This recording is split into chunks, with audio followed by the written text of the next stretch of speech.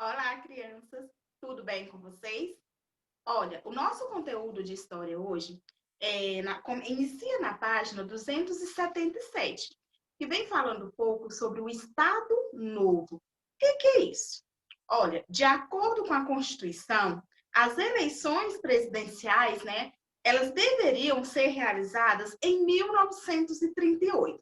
Só o que aconteceu? No finalzinho de 1937, Getúlio Vargas, que estava no poder até então, ele deu um golpe de Estado, né, e cancelou as eleições democráticas. A gente já falou um pouquinho que o governo de Getúlio Vargas, ele era o quê? Ele era um governo autoritário, né? Ele tomava todas as decisões. E esse regime, né, ele vigorou até o ano de 1945, tá? Ele cancelou as eleições democráticas, né, dando início a uma espécie de ditadura, dando início a uma ditadura. Qual que é a diferença de um governo na ditadura, um governo ditador, para democracia? Democracia é o quê? É um regime político em que a população tem participação política e a liberdade de expressão. Já na ditadura, é tudo ao contrário.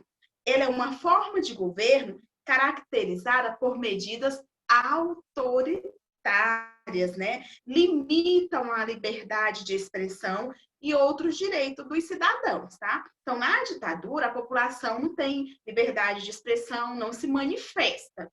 É um regime autoritário. Getúlio Vargas era assim, tá? Então, nesse regime, havia uma forte centralização, ou seja, Getúlio Vargas, ele tomava todas as decisões por conta própria, sem consultar outros políticos, tá?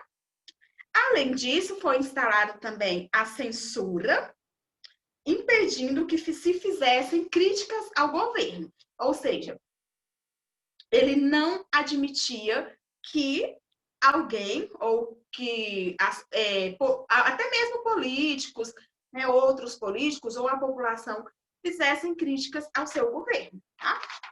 Depois, vem falando um pouquinho sobre os direitos dos trabalhistas, né? Que para garantir o apoio popular no seu governo, Getúlio Vargas terminou atendendo algumas reivindicações dos trabalhadores, né?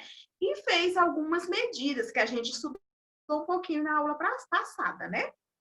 Por exemplo, diminuiu a jornada de trabalho para 8 horas diárias, né? Como a gente viu, antes os trabalhadores trabalhavam jornadas longas, extensas, chegavam até mesmo 14 horas por dia, né?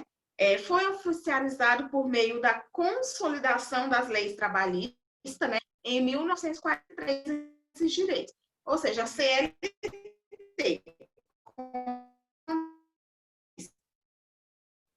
essa CLT, ela rege, né, as relações trabalhistas em nosso país. E aí,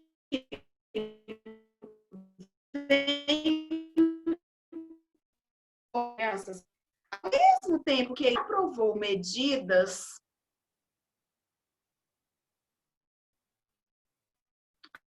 ao mesmo tempo que ele aprovou, impôs algumas leis, né, que buscavam controlar mais de perto as relações trabalhistas, tá, crianças? Então, os sindicatos, por exemplo, né, eram associações regidas para a defesa dos trabalhadores.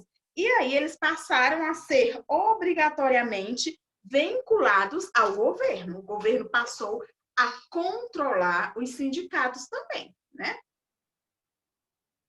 Dando continuidade, tem aqui a propaganda durante o Estado Novo. Então, o Estado Novo, ele foi caracterizado pela intensa publicidade a favor do governo. Então, o governo fazia várias campanhas, né? Tudo a seu favor, tudo exaltando a sua imagem. Essas campanhas eram vinculadas no rádio, porque nesse cenário aqui, nesse momento, o rádio era o principal meio de comunicação, tá, crianças? Então, para desenvolver as propagandas, os anúncios e notícias que falassem bem do governo, né? o Departamento de Imprensa e Propaganda foi criado, que é chamado de DIP, Departamento de Imprensa e Propaganda, né? Foi criado para desenvolver anúncios, notícias, mas tudo que falasse bem do governo. Não podia ir contra a nada do governo nessa época. Então, muitos cartazes eram produzidos, né? Trazia sempre imagens valorizando a figura pessoal de Getúlio Vargas, né? E destacando como líder da nação e dos trabalhadores. Então, assim, eram campanhas que apenas enaltecia Getúlio Vargas o tempo todo, fazia propaganda da sua própria imagem, sempre a favor, sempre ao bem, né? As pessoas não poderiam fazer crítica nenhuma nessas propagandas, lógico, que era tudo controlada por ele. Aí, na sequência, temos a era do rádio, né? Que durante a década de 1930, o rádio alcançou grande popularidade. Assim, Getúlio Vargas aproveitou esse recurso como principal canal de comunicação.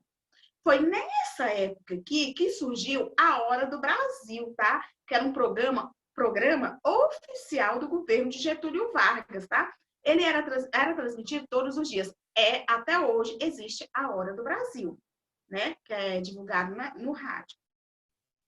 Nele eram divulgadas as principais informações sobre as ações do governo e era feita propaganda política de Getúlio Vargas, tá? Então, o rádio era o grande meio de comunicação da época, né? Não existia ainda a televisão, internet nem no sonho, né? Não tinha ainda. Então, era no rádio que ele fazia toda a divulgação do seu trabalho eleitoral. Certinho, crianças? Na aula do Zoom, a gente vai continuar os nossos assuntos, tá? E fazer a correção das nossas atividades propostas. Tchau, tchau, crianças!